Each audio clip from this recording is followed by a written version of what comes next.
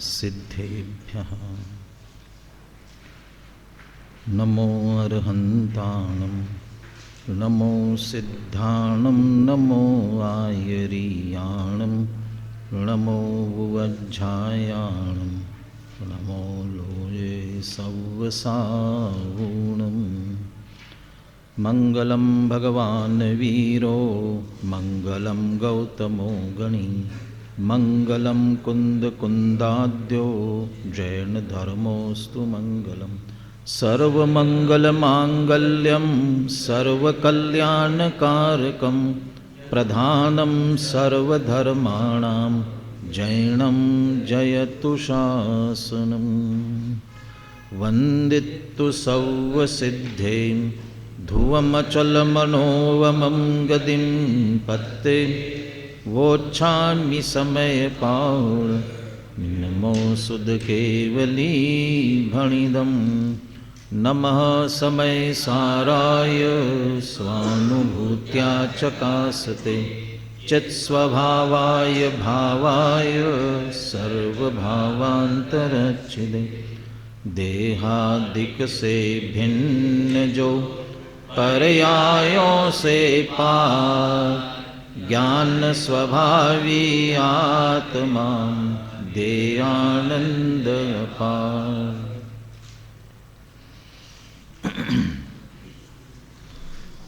आचार्य कुंद कुंद देव विरचित समय सार परमागम ओछामी समय पाहुड़, समय प्राभृत को कहने की प्रतिज्ञा की थी और समय प्राभृत को कहने के पीछे समय सार को कहने का उद्देश्य था। समय सार शुद्ध आत्मा है और उसी शुद्ध आत्मा की चर्चा छठवीं गाथा में कुंद कुंद आचार्य और उसका विश्लेषण टीका में अमृतचंद्र आचार्य कर रहे हैं। आत्म ख्याति नाम अमृतचंद्र आचार्य ने इसीलिए दिया। कुंद कुंद आचार्य जब शुद्ध आत्मा का निरूपण कर रहे हैं तो उसी आत्मा की ख्याति करना उनका भी उद्देश्य रहा, इसलिए वे भी टीका में उसी का विश्लेषण करते हैं। गाथा पद्यानुवाद के साथ बोलते हैं। न विघोति अपमत्तो न पमत्तो जान गो दुजो भावो एवं भणन्ति शुद्धम नादो जो सो दुसो चेव न अप्रमत्त है न प्रमत्त है बस एक ज्ञायक भाव इस भांति कहते शुद्ध पर जो ज्ञात वह तो वही है। टीका अपन ने पूरी पढ़ ली है। टीका का जो अंतिम अंश दो बिंदु जो कल रात्रि में अपन ने चर्चा में लिए थे उनकी अनुशीलन से हम चर्चा करेंगे। भावार्थ यदि अनुशीलन इस संदर्भ में पूरा हुआ तो फिर अपन भावार्थ भी प्रारंभ करेंगे।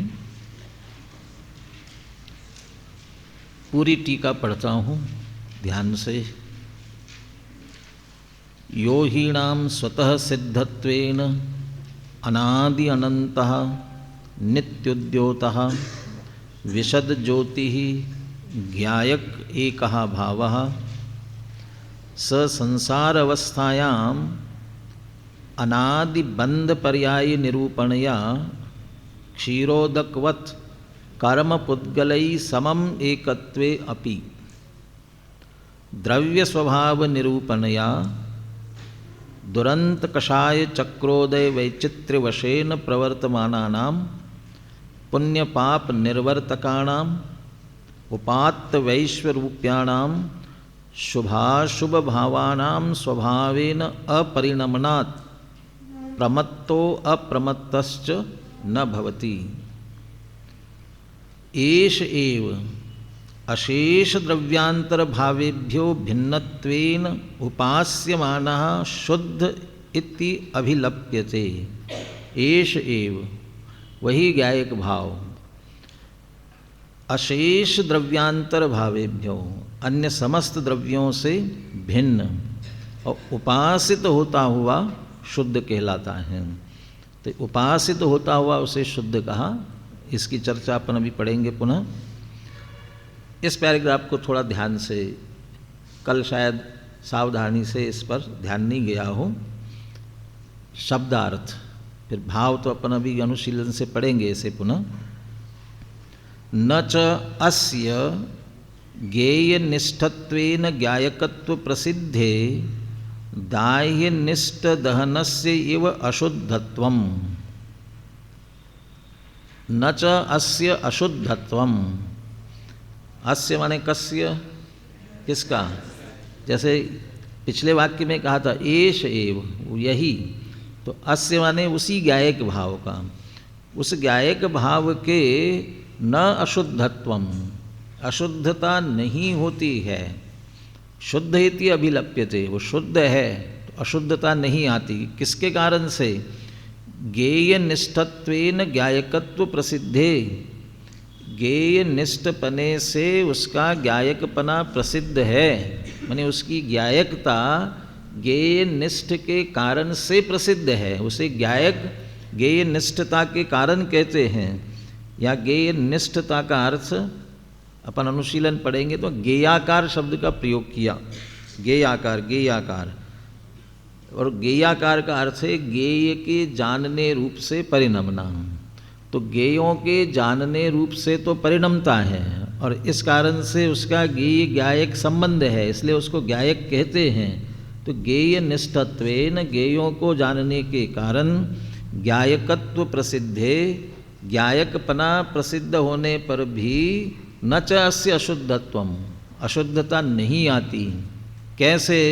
दाह्यनिष्ठ दहनस्य इव, अग्नि जो दाह्य के आकार होती है, जलाने जिस किसी को जला रही है उसके आकार होती है, दाह्यनिष्ठ होती है, लेकिन उस दाह्य की, ईंधन की अशुद्धि जिस प्रकार से दहन माने अग्नि में नहीं आती है, वैसे ही गेयों की रंच मात्र अशुद्धि गायक में नहीं आती। इसलिए गायक तो शुद्ध है। और क्या शुद्धता का कारण? आप कह रहे कि गेय निष्ठ होने से गायकपना प्रसिद्ध है, तो फिर पर गेय, यदि गेयकृत अशुद्धता नहीं आती फिर भी पर गेयों को जानता तो है, इसी से तो गायक कहते हैं। कि कहते नहीं ऐसा, अपने लिए जानने पर भी वह गायक ही है, इसलिए भी अशुद्धता का कोई संभावना ही नहीं है। यतो ही, क्योंकि तस्याम अवस्थायाम, तस्याम अवस्थायाम का मतलब जब वो गेय निष्ठ हो रहा है उस समय भी उसे गेयों की तरफ से मत देखो।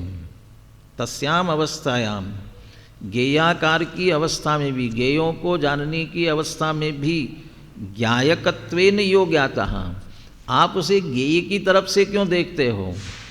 ज्ञायक मात्र उसे देखोगे तो वो तो ज्ञायक है। तो ज्ञायकत्वेन यो ज्ञातः, जो ज्ञायकपने से जाना जाएगा, इसमें से मैं कौन कि जो ज्ञायक है, तो उसमें गेय गौण हो गए, अकेला ज्ञायक रह गया। तो ज्ञायकपने से जो ज्ञात है, कौन जान रहा है कि जानने वाला, किसे जान रहा है कि जानने वाले को। जानने वाला ज्ञायक और जानने में आने वाला भी ज्ञायक। तो ज्ञायकत्वेन यो ज्ञातः, ज्ञायकपने से जो जाना गया, कि किसने जाना कि ज्ञायक ने जाना, किसे जाना कि ज्ञायक को जाना। तो यहाँ पर गेय कौन है और ज्ञायक कौन है? ज्ञायक भी गेय है और गेय भी ज्ञायक है, माने वो दोनों, जानने वाला ज्ञायक है ही और किसे जान रहा है? ज्ञायक को जान रहा है, इसलिए गेय भी ज्ञायक ही हुआ। तो उसके जानते समय भी जिसे हम ज्ञायकपने से देखेंगे, तो ज्ञायकपने से जब जाना जाएगा तो किसे जान रहा है कि ज्ञायक को। कौन जान रहा है? ज्ञायक। तो स्वरूप प्रकाशन दशायाम, अभी कह रहे तस्याम अवस्थायाम, पर को जानते समय भी उसे आप स्वरूप प्रकाशन में देखो। उस गायक को देखो। जितने न्याय शास्त्र में ज्ञान को पर प्रकाशक मानने वाले हैं, बहुत से दर्शन पर प्रकाशक मानते हैं, परोक्ष मानते हैं, ज्ञानांतर प्रत्यक्ष मानते, दूसरे ज्ञान से वो जाना, स्वयं अपने आप को नहीं जानता। उसके सामने परीक्षा मुख में बहुत सारे सूत्र दे करके सिद्ध किया कि नहीं, वो अपने आप को भी जानता है। घटम अहम आत्मना वेद्मि और कर्मवत कर्तृकरण क्रिया प्रतीते, कर्मवत कर्तृकरण क्रिया प्रतीते। जैसा वहाँ जो कर्म बना ना, घटम अहम वेद्मि, अहम घटम वेद्मि, मैं घड़े को जानता हूँ, तो उसमें अहम कर्ता है और घटम कर्म है। तो कहते वहाँ किसे जाना कि घड़े को जाना। तो घड़ा जो कर्म बना है ना, तो जैसा वह घट रूप कर्म जानने रूपी कार्य का कर्म बन रहा है और जानने रूपी कर्ता मैं, कहते जैसा वह घट जानने में आ रहा है वैसे वह कर्ता मैं भी जानने में आता है। कर्मवत कर्तृकरण क्रिया, ये तीनों भी बराबर जानने में आते हैं। इसलिए स्वस्यानुभवनम अर्थवत शब्दानुच्चारणेपि, शब्दानुच्चारणेपि स्वस्यानुभवनम अर्थवत।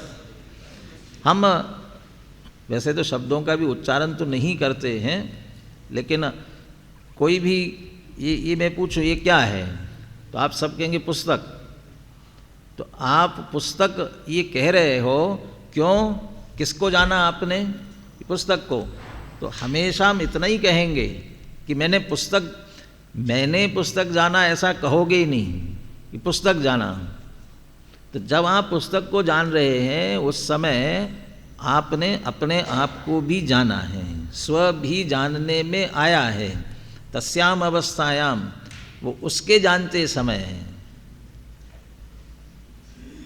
तो फिर आपने कहा तो नहीं कि मैंने जाना या मैंने पुस्तक को और मुझको दोनों को जाना, ऐसा कहा नहीं ना। कहते शब्दानुच्चारणे भी, ये मैं शब्द का प्रयोग करना नहीं पड़ता है, लेकिन जैसे पदार्थ का ज्ञान हो रहा है ऐसे स्व का भाषण भी निश्चित रूप से होता रहता है। स्व का अवभाषण हुए बिना पर का अवभाषण हो ही नहीं सकता। ये भी एक तथ्य वाक्य न्याय दीपिका का बहुत बढ़िया, स्वावभाषण अशक्तस्य परावभाषकत्व अयोगात, सन्निकर्ष के संबंध में भी लिया से, जो इंद्रिय अर्थ को सन्निकर्ष को प्रमाण मानते हैं। वो जड़ में स्वयं को जानने का सामर्थ्य नहीं है, पर को भी नहीं जान सकता। ज्ञान में स्वयं को जानने का सामर्थ्य है, इसलिए पर को जान सकता है। प्रदीपवत, दीपक स्वयं को प्रकाशमान प्रकाशित करता है, तब दूसरे को भी प्रकाशित करता है। ये स्वयं प्रकाशमान हो रहा है। अब कह रहे हैं कि जब हम कर्मवत कर्तृकरण क्रिया प्रतीते, कर्म की तरह कर्ता भी जानने में आता है, उसकी भी प्रतीति होती है। अब कहते कर्ता की जब प्रतीति होगी तब कर्म कौन बनेगा, कर्ता कौन बनेगा और कर्म कौन बनेगा। कि कर्ता भी स्वयं है और कर्म भी वह स्वयं है, दोनों एक ही है। इसलिए वहाँ पर अब पर का कोई संबंध नहीं रहा। अशेष द्रव्यांतर भावेभ्यो भिन्नत्वेन, वो ज्ञायकपने में आपको लग रहा है कि पर का कुछ संबंध आ गया। अब स्वयं के जानने की कारण से उसे जब ज्ञायक कहेंगे तब ज्ञेय भी स्वयं है, ज्ञायक भी स्वयं है। स्वयं को स्वयं जान रहा है इसलिए ज्ञायक है। अब उस समय तो दूसरे की रंच मात्र आवश्यकता नहीं रही, इस कारण से वो शुद्ध है। और जो दूसरे को जानता है ऐसा कहा जा रहा है, वहाँ दूसरे का आया क्या है, उस समय क्या किया उसने, वो जो जितना जानने का परिणाम है स्वयं का ही है, दूसरे का कोई संबंध उसमें आया ही नहीं है। इसलिए वह ज्ञायक शुद्ध ही है और ज्ञायक ही है। अंतिम वाक्य पुनः एक बार देखिए, पूरा किया नहीं अपन ने आगे। यतो ही तस्याम अवस्थायाम ज्ञायकत्वेन यो ज्ञातः स स्वरूप प्रकाशन दशायाम प्रदीपस्य इव कर्तृकर्मणो अनन्यत्वात्, जो दूसरे के जानने के समय जो गायक है ना, जैसे गायक आप कह रहे हो, तस्याम अवस्थायाम गायकत्वेन यो ज्ञातः, गेय निष्ठ करने से जो गायक कहा जा रहा है, गेयाकार के कारण जैसे गायक कहा जा रहा है, गेयों को जानने के कारण जैसे गायक कहा जा रहा है, वह स्वरूप प्रकाशन की दशा में दीपक की तरह कर्मणो अनन्यत्वात्, दीपक जब अपने को प्रकाशित करेगा तब कर्ता कर्म क्या होंगे कि दीपक प्रकाशित कर रहा है इसलिए कर्ता है, और किसे प्रकाशित कर रहा है, स्वयं को प्रकाशित कर रहा है, इसलिए कर्म भी स्वयं है। वहाँ जैसे कर्ता कर्म की अनन्यता है, वैसे गायक भी जब स्वयं को प्रकाशित करेगा, स्वयं को जानेगा, तब कर्ता कर्म की अनन्यता है। कर्ता भी स्वयं, कर्म भी स्वयं। जब वह अपने को जानेगा तब उसे क्या कहेंगे कि गायक एव, तब वो गायक ही है। अब तो पर का कोई संबंध नहीं आया, इस कारण से वो शुद्ध है। मैंने वो बीच में इसलिए डाला, पर को जानने के कारण उसे गायक कहते हैं, इसमें अशुद्धता भाषित हो रही हो तो कहते हैं कर्ता कर्म की अनन्यता से अपने को जानते समय भी गायक है, इसलिए बिल्कुल अशुद्धता नहीं आती है, तो उसे सहज गायक गायक रूप, माने गायक कह करके दूसरे से जुड़ने की कोशिश मत करो। ये कहते हैं ना, कोई संबंध नहीं तुम्हारा पर से, कोई संबंध नहीं है, जानता तो हूँ ना पर को। जो ये कह रहा है उसके अंदर पर के जानने के स्वभाव की स्वीकृति नहीं है, बल्कि पर को जानने की इच्छा, माने उसका मोह बता रहा है। मैं पर को जानता तो हूँ ना, माने पर से वो जुड़ना चाहता है किसी न किसी रूप में, तो उसे पर के प्रति रुचि दिखाई दे रही है। उसे माने पर से कोई संबंध नहीं, ऐसा कहते बिल्कुल पर से पूरी दृष्टि हट करके स्वसन्मुख होना चाहिए। जब स्वसन्मुख होना चाहिए तब स्वयं को जानेगा, स्व हूँ। अब कहते मैं जानता तो हूँ, कहते जानना स्वभाव की तरफ से जानना ख्याल में आना चाहिए, पर के संबंध की तरफ से नहीं। इसलिए गायक अपने स्वरूप प्रकाशन की दशा में गायक ही है। इस तरह से उसकी शुद्धता की सिद्धि इस रूप में भी की गई है। अब अनुशीलन से पूरा अपन पढ़ते हैं, सावधानी से, ध्यान से। पूरा विषय रिपीट भी होगा और अच्छी तरह से पक्का भी होता जाएगा, और जो कुछ अस्पष्टता होगी वह निकल जाएगी। शाम को आपको पूछने की छूट रहेगी। छूट माने चाहूँगा कि आप पूछो, इसमें से कोई बात समझ में नहीं आई हो, फिर भावार्थ पढ़ेंगे उसके बाद। पेज नंबर 70, प्रमत्त प्रमत्त नहीं वाली चर्चा अपनी पूरी हो गई थी, उसके आगे। और प्रमत्त प्रमत्त नहीं है इसमें से निकाला था, ये प्रमत्त प्रमत्त दोनों अशुद्ध भाव हैं। प्रमत्त शुभाशुभ, शुभाशुभ भाव जो प्रमत्त है दोनों ही अशुद्ध भाव हैं, और अप्रमत्तपना शुद्ध भाव है। और आत्मा शुद्ध पर्याय अशुद्ध पर्याय रूप तो है ही नहीं, शुद्ध पर्याय रूप भी नहीं है, क्योंकि वह अपरिणामी तत्व है। द्रव्य स्वभाव जो है अपरिणामी है। वह अपरिणामी गायक भाव अन्य द्रव्यों और उनके भावों से भिन्न उपासित होता हुआ शुद्ध कहलाता है। वो उपासित होता हुआ शुद्ध कहलाता है। इस पर जोर अपने लिखने में तो आएगा नहीं, अपने को ध्यान रखना चाहिए, क्योंकि परद्रव्य से भिन्न शुद्ध ये कहा जाता है, लेकिन उपासित जोड़ा तो कुछ विशेष अभिप्राय होना चाहिए। पर पदार्थों और उनके भावों से भिन्न होने के कारण यद्यपि यह गायक भाव सदा ही शुद्ध है, तथापि जब तक यह गायक भाव अपने श्रद्धा ज्ञान चारित्र का विषय नहीं बनता, अनुभूति में नहीं आता, तो श्रद्धा ज्ञान चारित्र का विषय बनाना, अनुभव करना, ये उसकी उपासना है। 14वां कलश आएगा आगे, 14वां कलश। ईश ज्ञान गणो नित्यम सिद्धिम अभीप्सु भी साध्य साधक भावेन द्विधैक समुपास्यताम। तो वहाँ भी समुपास्यताम, अच्छी तरह से उपासना करने की प्रेरणा देंगे। ये किसकी? एष ज्ञान गणो नित्यम। बहुत अच्छा पद्यानुवाद भी बहुत बढ़िया है उसका। यदि उसका अंतिम शब्द है, आप भी पर्याय में परमात्मा बन जाइए, है ना। आत्मा को ध्यान करके स्वयं भी पर्याय में परमात्मा बन जाओ। पर वो आत्मा को जानना पहचानना ये उसकी उपासना, साध्य साधक भाव से। साध्य भाव की उपासना क्या है मालूम है? कौन करता है साध्य भाव की उपासना? अरहंत और सिद्ध भगवान। जो साध्य है ना हमारा, कह रहे अरहंत और सिद्ध भगवान वे भी आत्मा की उपासना कर रहे हैं। अरहंत और सिद्ध भगवान भी। वो शांति सागर महाराज का एक प्रसंग सुनाया था पहले भी मैंने। शांति सागर महाराज बैठे थे और एक विद्वान जिन्होंने उनकी जीवनी लिखी, वे सुमेरचंद दिवाकर विद्वान थे, पंडित। वे बैठे थे। अब जब बहुत ज़्यादा निकटता होती, किसी भी तरह की बात कर लेते ना, और महाराज जी से थोड़ा मजाक में उनने कहा, महाराज क्या कर रहे हो बैठे बैठे? आप अपने उपयोग को सिद्ध शिला ले जाओ और वहाँ जो सिद्ध परमेश थी उनका ध्यान करो। तब कहते शांति सागर महाराज ने उत्तर दिया था कि वो सिद्ध भगवान सिद्ध शिला पर बैठकर क्या कर रहे हैं? कि अपनी आत्मा का ध्यान कर रहे हैं।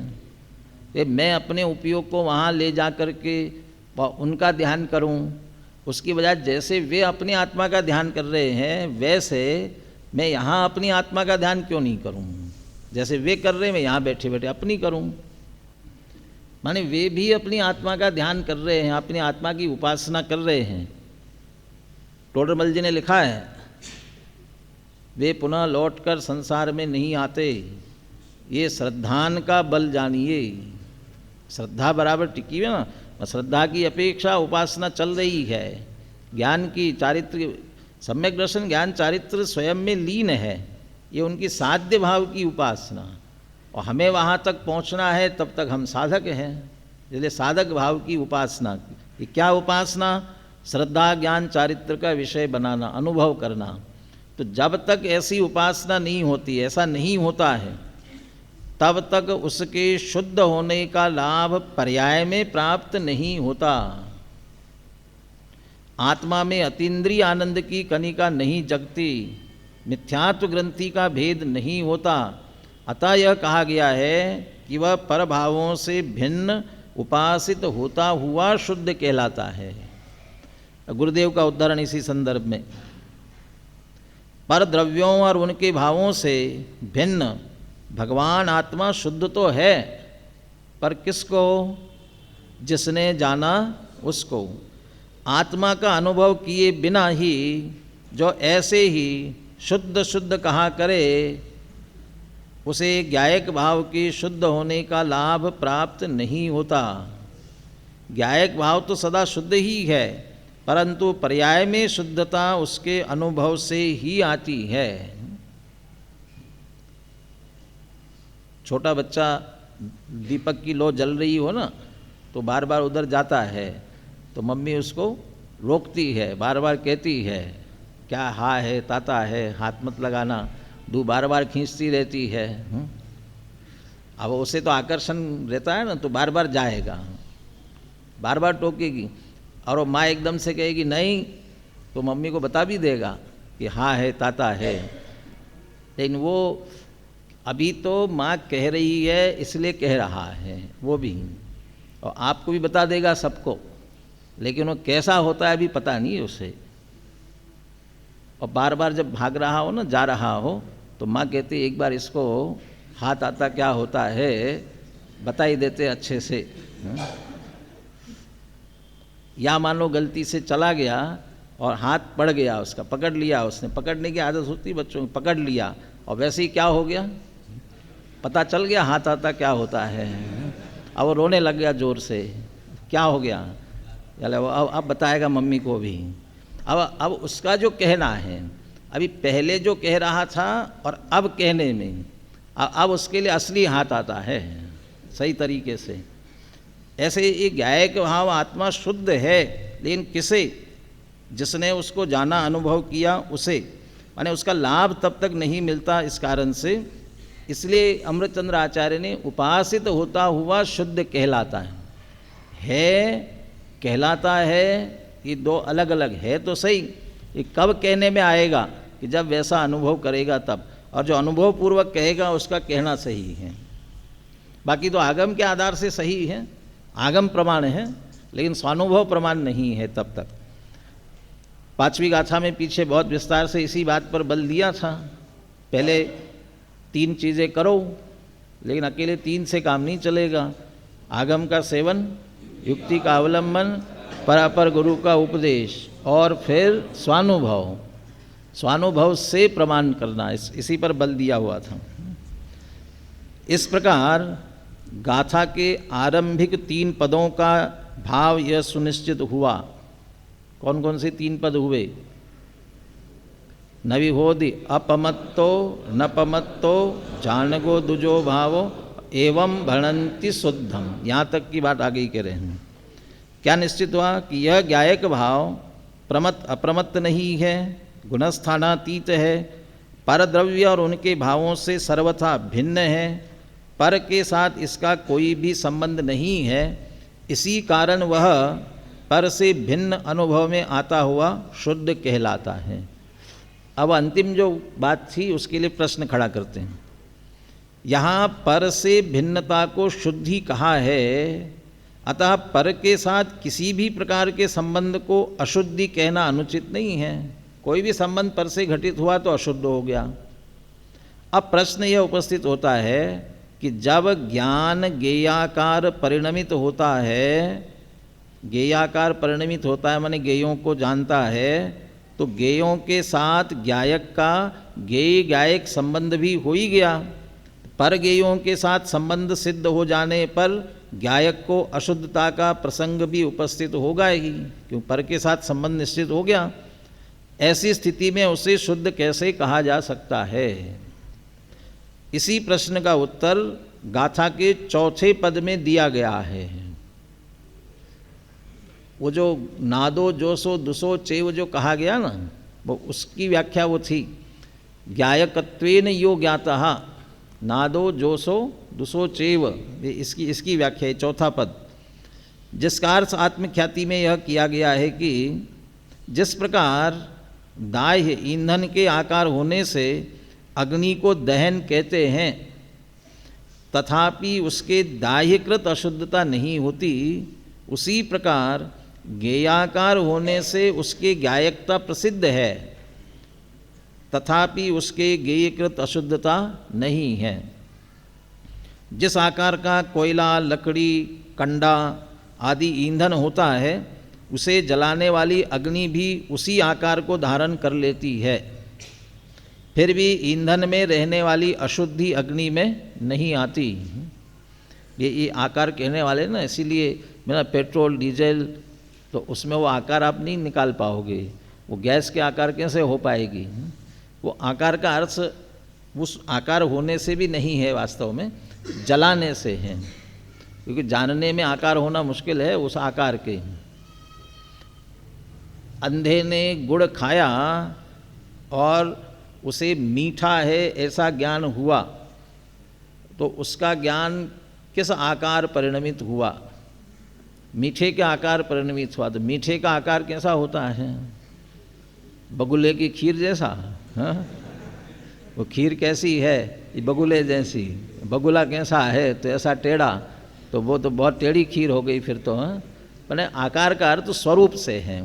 जब जिस स्वरूप को जानती है उस रूप हो जाती है। अग्नि जिसको जला रही है तब वो उसकी अग्नि कहलाती है। ये कंडे की अग्नि, ये चंदन की अग्नि, ऐसा जिसकी है वो उसकी अग्नि कहलाती है, इसलिए उसके आकार कही जाती हैं। इसी प्रकार ज्ञेयों के जानने के कारण ही आत्मा को ज्ञायक नाम दिया गया है, तथापि पर ज्ञेयों से आत्मा का कोई संबंध नहीं है। ये दोनों बातें जो विवक्षा है ये ख्याल में रखना पड़ेगी। ज्ञेय ज्ञायक संबंध है और ज्ञेय ज्ञायक कोई संबंध नहीं है। पर के साथ आत्मा का ज्ञेय ज्ञायक संबंध है, लेकिन जो गेय गायक है कोई संबंध नहीं है। ये दोनों बातें एक साथ समझ में आनी चाहिए। क्यों संबंध नहीं कह रहे हो सर? गेय को तो अशुद्धता क्यों नहीं आती है? क्योंकि कोई संबंध नहीं है। कैसे? गेय तो ज्ञान की पर्याय में सहज भाव से ही झलकते हैं। गेय तो ज्ञान की पर्याय में सहज भाव से ही झलकते हैं। ऐसा हो जाए तो कितना बढ़िया हो जाए। सहज भाव से झलके, समय सार हमको पढ़ना ही नहीं पड़े और वो पूरा का पूरा सहज झलकने लग जाए, कितना आराम होगा। परीक्षा के समय बैठे बैठे सोचते रहते हैं और सहज भाव से झलकता ही नहीं है, आता ही नहीं है। आना चाहिए, सहज भाव से झलकना चाहिए। ये तो हम जबरदस्ती, ये मोह का परिणाम, मैं इसको जानूं, मैं इसको जानूं। उस समय सहज भाव से झलक रहा है ना। क्या झलक रहा है? मुझे वो याद नहीं आ रहा है, ये झलक रहा है। ये गेय बन रहा है ना, ये सहज भाव से झलक रहा है। हम जो चाहें वो झलके, ये स्वरूप नहीं है। तुम्हारे चाह के अनुसार नहीं है, वो स्वरूप के अनुसार है, सहज भाव से झलक रहा है। तुम्हारी चाह भी झलक रही है ना, वो सहज भाव से झलक रही है। नहीं, वो सारे पदार्थ झलकना चाहिए, बस इसीलिए झलक नहीं रहे क्योंकि तुम चाह रहे हो। चाहने से क्या हुआ? कि चाहने से मोह हो गया। अब मोह होने के कारण से अज्ञान हुआ, वो कर्म नहीं हटे। ये चाहना छोड़ दो, वो अपने आप सहज हो जाएगा। गेय तो ज्ञान की पर्याय में सहज भाव से ही झलकते हैं। और इसमें सहज भाव में आत्मा का ज्ञान स्वभाव और उनका प्रमेयत्व नाम का धर्म जो गेय स्वभाव, वो इसके कारण से दोनों का सहज संबंध है। न तो गेयों को जानने के लिए ज्ञान गेयों के पास जाता है और न गेय ही ज्ञान के पास आते हैं। ज्ञान ज्ञान में रहता है, गेय गेयों में रहते हैं। दोनों पूर्णतः स्वाधीन है, कोई किसी के अधीन नहीं है। दोनों का सहज ही ऐसा स्वभाव है और दोनों अपने अपने स्वभाव के अनुरूप स्वयं ही सहज भाव से प्रवर्तते हैं। अतः दोनों में निश्चय से कोई संबंध नहीं है। माने वो सहजता की वजह से संबंध नहीं है, ऐसा कहा तो संबंध नहीं है इसका अर्थ पर पदार्थ जानने में आए नहीं, ऐसा भी नहीं। जाना तो है बराबर, उनको नहीं जाना ऐसा नहीं है। दूसरी बात यह है, ज्ञान में जो गेयों के आकार भाषित होते हैं, ये सूक्ष्मता भी ख्याल में आई तो स्वपर प्रकाशक भी आपको बहुत अच्छी तरह से ख्याल में आएगा। ज्ञान में जो गेयों के आकार भाषित होते हैं, उनका स्वरूप जानने में आता है। वे सभी आकार मूलतः तो ज्ञान के ही है, क्योंकि ज्ञान ही स्वयं उन आकारों रूप परिणमित हुआ है। लड्डू खाने पर जो मिठास आई, ये मीठा है, और जो आनंद आया वह किसका आया? वो मीठापना जो था ना, वो मीठापना लड्डू के मीठेपने के कारण से आनंद आया ही नहीं। लड्डू के मीठेपने ने आत्मा में प्रवेश किया ही नहीं, वो मीठापना आया ही नहीं। कहाँ चला गया मीठापना? वो जहाँ जाना है वहाँ चला गया हूँ, और आगे जहाँ जाना है वहाँ चला जाएगा हूँ, और पता नहीं वो मीठा भी रहा कि नहीं रहा। लेकिन वो उस समय भी जो आनंद आ रहा है, वो लड्डू के मीठेपने का आ ही नहीं रहा है। तो किसका आ रहा है? ज्ञान के मीठेपने का आ रहा है। तो ज्ञान तो मीठा होता नहीं है ना, फिर ज्ञान के मीठेपने का कैसे आया? उस समय मीठा हो गया। जब ज्ञान मीठा हो गया कि ये मीठा है ऐसा जाना, वो उस जानने का ही आनंद है, तो ज्ञान के मीठेपने का आनंद है। इसलिए जब ज्ञान मीठे को जानता है तब उस ज्ञान को भी मीठा कहते हैं, और उस मीठेपने के लिए, मीठेपने से आनंद आया, पर के कारण से नहीं आया। जो टोडरमल जी का प्रसिद्ध उदाहरण है, कुत्ता हड्डी चबाता है, सूखी हड्डी, और उसे खून का आनंद आता है। तो जैसे उसे खून के, स्वयं के खून का आनंद आ रहा है, स्वाद आ रहा है, वो सूखे हड्डी का नहीं आता। वो ऐसे ही लड्डू खा करके ये मीठेपने का जो आनंद आ रहा है, वो उस समय स्वयं का जो ज्ञान प्रवर्तित हुआ है, वो ज्ञान उस समय मीठा, इस रूप जो परिणमित हो रहा है, तो वो जो मीठा जो ज्ञान हुआ ना, वो मीठा है ऐसा जानना ज्ञान का परिणमन है, लड्डू के मीठेपने का नहीं है। तो लड्डू लड्डू में रहा, उसकी मिठास लड्डू में रही, तो ज्ञान में ये मीठा है ऐसा जो उसने स्वयं ने परिणमन किया, वो ज्ञान का आकार है। दर्पण में जितने पदार्थ प्रतिबिंबित होते हैं, वो दर्पण में जो प्रतिबिंबित हो रहे हैं, वो जो आकार है वो दर्पण का है। आगे कर्ता कर्म में मोर और दर्पण का उदाहरण दिया ना, तो दर्पण के अंदर जो मोर रूप आकार है वो मोर का है कि दर्पण का है? हम अभी दर्पण को देख करके कहेंगे तो सही, ये देखो ये मोर का आकार, लेकिन वो वास्तव में मोर का नहीं है, दर्पण का ही स्वयं का। स्वयं दर्पण ही उस समय मोर के आकार रूप से, आकार माने दिख रहा है, जो चित्र उसका दिख रहा है उसमें उस रूप से परिणमित हो रहा है। आकार का मतलब वो वैसे आकार की बात नहीं, वो दिख रहा है ना, उसमें काला पीला नीला हरा दिख रहा है, वो उस आकार की बात करते हैं। ऐसा ही पदार्थों को जानते समय ये पदार्थ ये है ऐसा जो जानने में आ रहा है, ये जो आकार बन रहा है, ये जो स्वरूप बन रहा है ज्ञान में, ये परिणमन किसका है? ये ज्ञान का है। ज्ञान ही इस रूप परिणमित हो रहा है, इसलिए उसे कह रहे वो ज्ञान का ही आकार है, ज्ञेय का नहीं है। इस वाक्य को पुनः पढ़ता हूँ। दूसरी बात यह है, ज्ञान में जो ज्ञेयों के आकार भाषित होते हैं वे सभी आकार मूलतः तो ज्ञान के ही है, क्योंकि ज्ञान ही स्वयं उन आकारों रूप परिणमित हुआ है। आकारों रूप परिणमित हुआ है माने जानने रूप परिणमित। ये आकार आकार शब्द में समझना, जानने रूप परिणमित हो रहा है। ज्ञेयों के आकार तो ज्ञेयों में ही रहे। वो भी जो दो तरह की पर्याय होती ना उनकी, व्यंजन पर्याय और अर्थ पर्याय। तो व्यंजन पर्याय भी जानने में और अर्थ पर्याय भी जानने में आई। लड्डू गोल था और मीठा था, बर्फी चौकोर थी और मीठी थी, और कचौड़ी कैसे कहेंगे, गोल थी और तीखी थी। ऐसा हर एक का अलग अलग वो जो बाहर का आकार है ना, वो भी जानने में आ रहा है। उसके साथ मीठा है, खट्टा है, तीखा है, ये भी जो जानने में आ रहा है ना, तो मीठा खट्टा आदि भी आकार हैं। मीठा खट्टापना ये भी आकार है, ये ध्यान में लेना चाहिए इसके साथ में।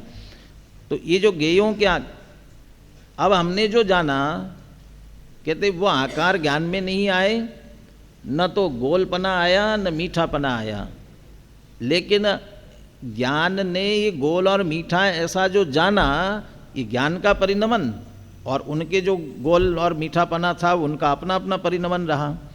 इसलिए ज्ञेयों के आकार ज्ञेयों में रहे, वे ज्ञान में नहीं आए।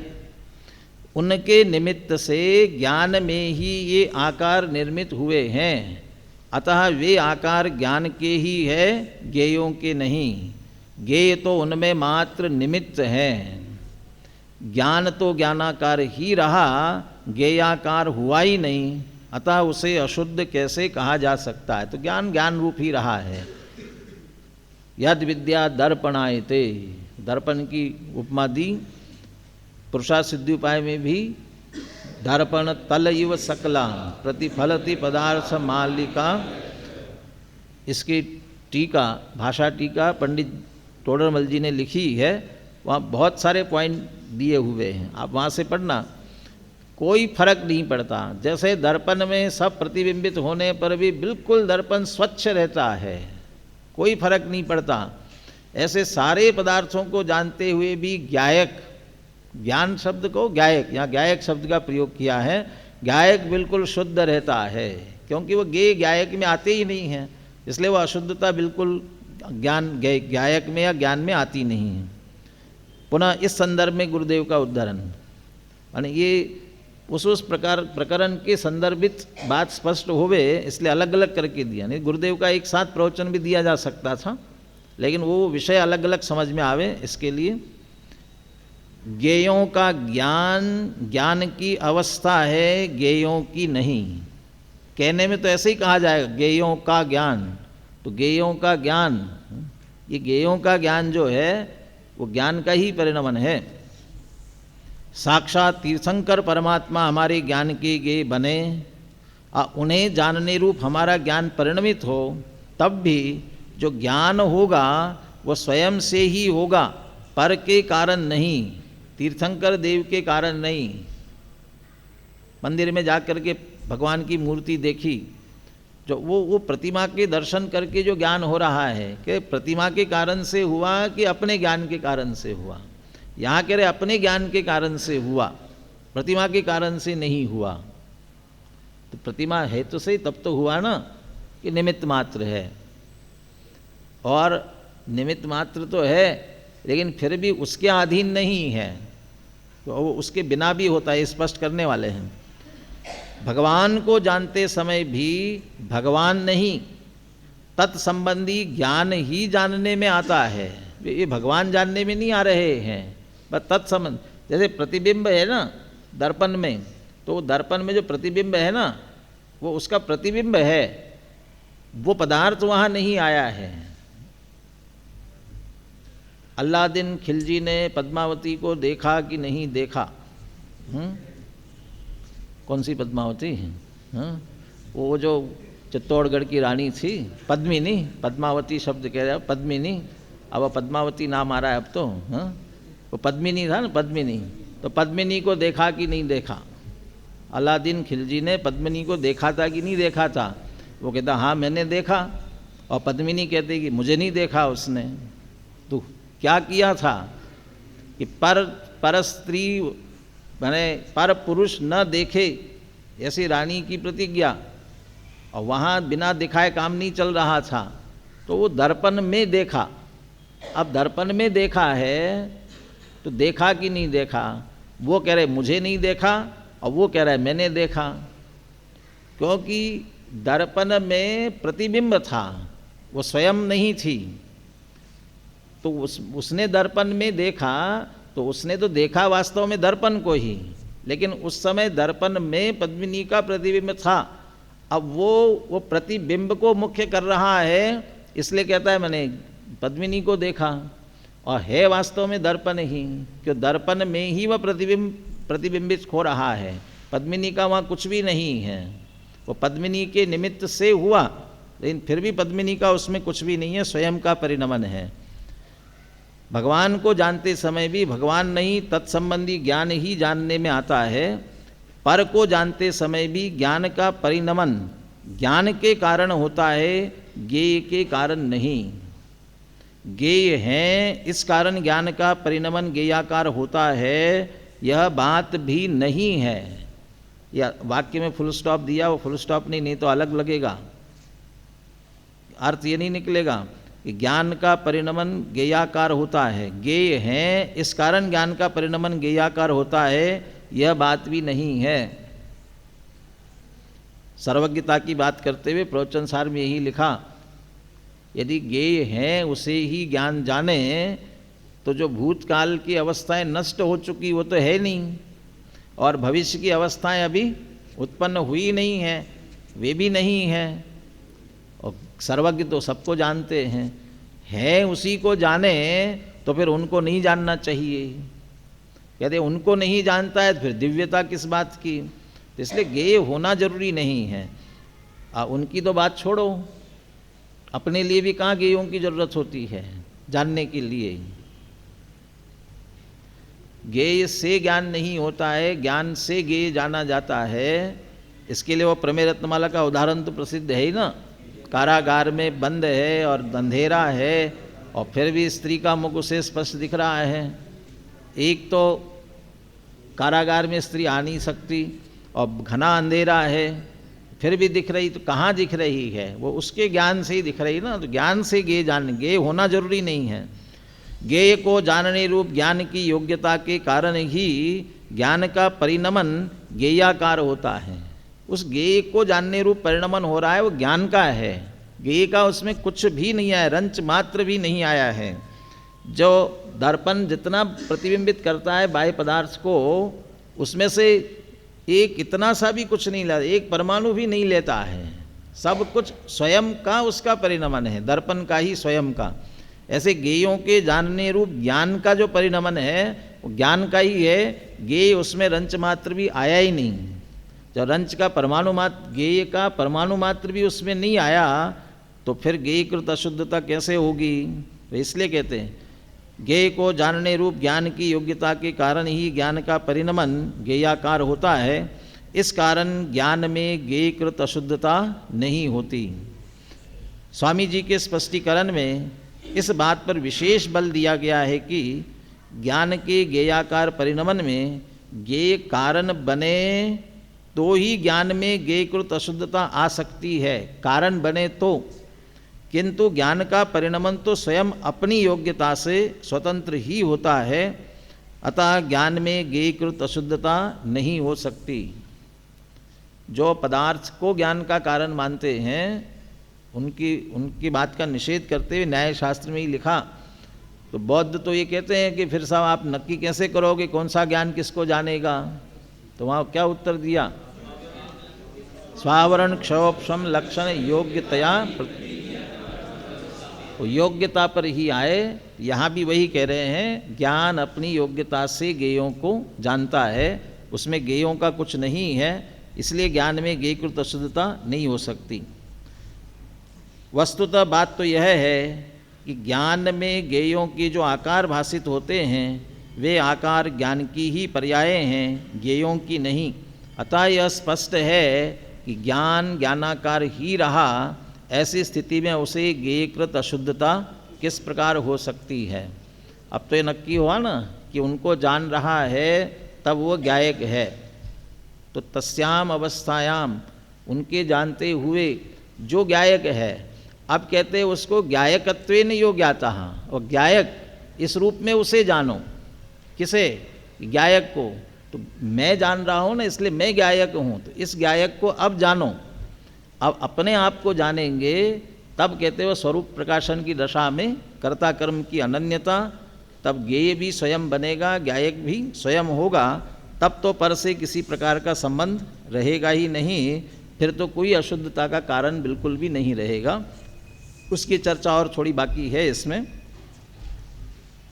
2-3 प्रश्न और इसी संदर्भ में लिए हुए हैं, इनकी चर्चा करके फिर अपन भावार्थ की चर्चा रात्रि में करेंगे।